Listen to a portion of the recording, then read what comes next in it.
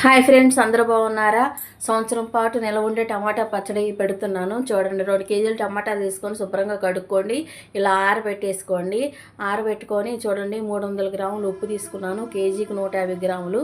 2 కేజీలకు 300 తీసుకున్నాను. చూడండి, ఒక టమాటా 4 ముక్కలు కోసి ఆ డబ్బాలో ఆ ఉప్పు ఆ ముక్కలు ఊరబెట్టాను. చూడండి, 300 గ్రాములు చింతపండు తీసుకున్నాను. శుభ్రంగా పీచులు లేకుండా తీసుకోవాలి. అది చూడండి, అడుగును కాకుండా పైనే నానబెట్టాలి. పైన రసంలో నానబెట్టుకొని ఉంచుకోండి. ఉంచుకొని పక్కన పెట్టాలి. ఇది 3 రోజులు ఊరబెట్టాలండి. ఇప్పుడు నేను చూపిస్తున్న దాన్ని ఆ డబ్బాలో 3 రోజులు ఊరబెట్టండి.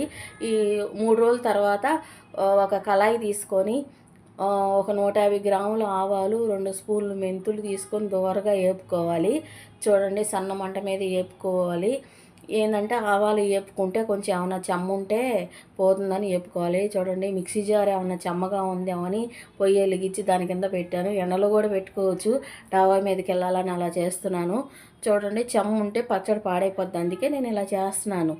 ఈలోపు వేగిపోయిన ఈ ఆవాలు ఒక ప్లేట్లో తీసుకొని ఆరబెట్టుకోండి. ఆరిపోయాక మిక్సీ వేసుకోవాలి, వేడి మీద వేసుకోకూడదు. ఈలోపు వెల్లుల్లిపాయలు చితగ్గొట్టుకొని కొంచెం పీసులుగా తీసుకోవాలి. ఆ పొట్టు లేకుండా అన్నీ తీసుకొని పక్కన పెట్టేసుకోవాలి. వెల్లుల్లిపాయలు, ఈ ఆవాలు చల్లారిపోయినండి, మిక్సీ వేసుకోండి మెత్తగా. చూడండి, చూపిస్తున్నాను చూడండి వీడియోలో. అది ఒక ప్లేట్లో తీసుకొని పక్కన పెట్టేసుకోండి. ఈలోపు చూడండి, 3 రోజులు ఊరబెట్టాను. అది చూడండి, 3 రోజులు.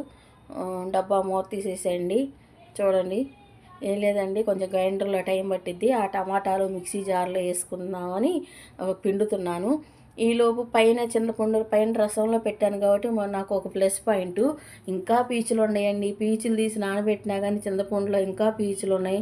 ఆ పీచులన్నీ ఏరేసాను. నూరేటప్పుడు ఆ గ్రైండర్ కడ్డుపడుతూ ఉంటాయి. చూడండి, నేను చూపిస్తున్నాను వీడియోలో ఆ పీచులు ఎలా ఉన్నాయో. ఇంకా ఆ పీచులన్నీ ఆ పక్కన పడేసి టమాటాల వరకే మిక్సీ జార్లో వేసుకొని మిక్సీ మెత్తగా పట్టేసుకోవాలి. టమాటాల వరకే. ఆ చింతపండు గుజ్జు అవన్నీ గ్రైండర్లో వేసుకోవచ్చు. చూడండి, గ్రైండర్ శుభ్రంగా తూడ్చుకోండి. తడి అనేది ఏమి ఉండకూడదు, పాడైపోద్ది పచ్చడి, నిలవ ఉండదు. శుభ్రంగా తూడ్చుకొని చూడండి, నేను వీడియోలో చూపిస్తున్న విధంగా వేసుకోవాలి. చూడండి, చేతికి గాజులు తీసేసుకోవాలి.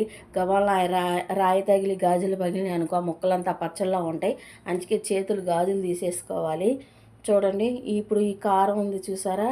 ఈ కారం 300 గ్రాముల కారం వేసేసుకొని రుబ్బేసుకోండి మెత్తగా. ఈ చింతపండు, వెల్లుల్లిపాయలు వేసాను కదండి, ఆ వెల్లుల్లిపాయలు నలగాలి. కొంచెం వెల్లుల్లిపాయలు కచ్చపెచ్చ అయ్యాక అప్పుడు ఈ కారం వేసుకోండి. కారం కూడా వేసుకున్నాక ఈ ఆవాలు బాగా మెత్తగా పొడి చేసుకున్నారు కదండి, ఆవాలు మెంతులు, అది కూడా వేసేసుకోండి. అది కూడా వేసుకున్నాక కొంచెం ఉండలు లేకుండా చేయి పెట్టి తిప్పుకుంటూనే ఉండాలి. చెయ్యి మండిద్దండి. పచ్చడంతా అయిపోయాక చెయ్యి శుభ్రంగా సబ్బుతో కడుక్కొని కొబ్బరి నూనె రాసుకోండి. స్మాల్ టిప్పు అంతే, కొబ్బరి నూనె రాసుకుంటే చెయ్యి మండదు. పచ్చడి తినేస్తారు, లొట్టలు వేసుకుంటా. చూడండి, పచ్చడి ఎంత కష్టమో చేయటం.